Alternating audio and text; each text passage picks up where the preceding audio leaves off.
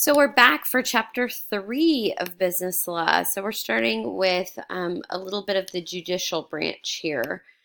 We're going to look at pleadings, discovery, conferences, and then pretrial motions.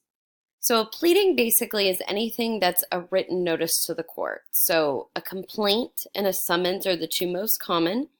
The plaintiff is going to file a complaint. They list the particular parties in the lawsuit. Any alleged facts, they add what's called a prayer for relief or what you're expecting to get for compensation. Then the court will issue a summons that's basically saying that the parties have to come to court, and they direct the defendant where to appear for the hearing.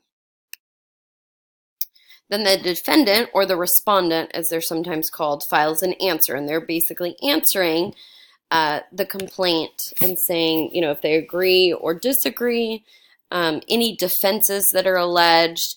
If there's no answer filed, then what we call a default judgment is filed by the court. A cross complaint can be filed by the defendant against the plaintiff to seek damages, or a reply can be filed by the plaintiff after an answer is filed in response to a cross complaint. An intervention would be other parties with an interest in the lawsuit are then brought into the lawsuit, and then they could consolidate two or more cases as well. So let's say a particular person is being sued for a car accident and there were multiple victims. Those can be consolidated into one case. Class actions are also very similar when you have lots of plaintiffs against a particular individual, like a large company, Johnson & Johnson, for maybe a cancer-causing allergen in one of their powders. That would be a common class action suit. We're going to look at the case of Walmart v. Dukes, so we'll hold off there, but we want to look at, was the class actually justified in that case against Walmart? Again, we're looking at pleadings. There is a statute of limitations. You only have so long to bring a case against a particular defendant. It's normally 2 years. In medical malpractice, it is in fact only 1 year though. Discovery is done after the pleadings are filed. That's to allow either party to kind of figure out what the other party has and to prepare their case. It saves the court's time. It's going to look for evidence, and it gets all the information out there.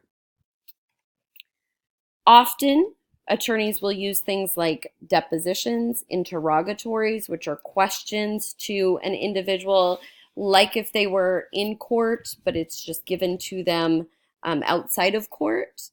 They may be compelled to produce documents in a case, or a physical or mental examination.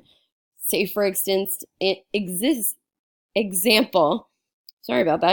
a car accident, you would want the plaintiff or the person claiming injury to go through a physical examination to see exactly what problems they're alleging. Any pretrial motions are just motions done before you go to trial. Two big ones are motions on the pleading, which is asking the judge to make a determination before they go to trial on any motions.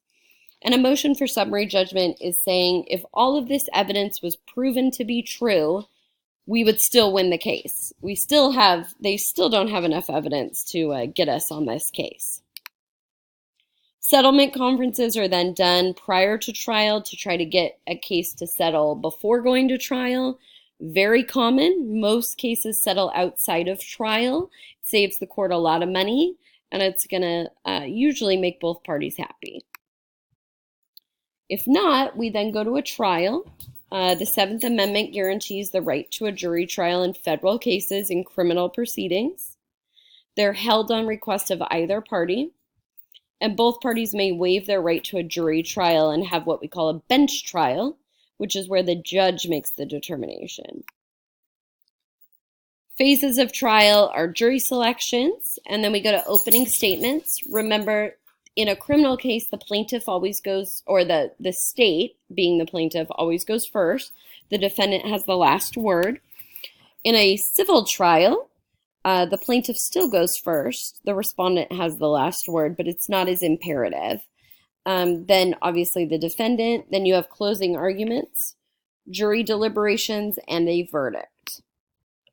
Appeals can be done after a judgment.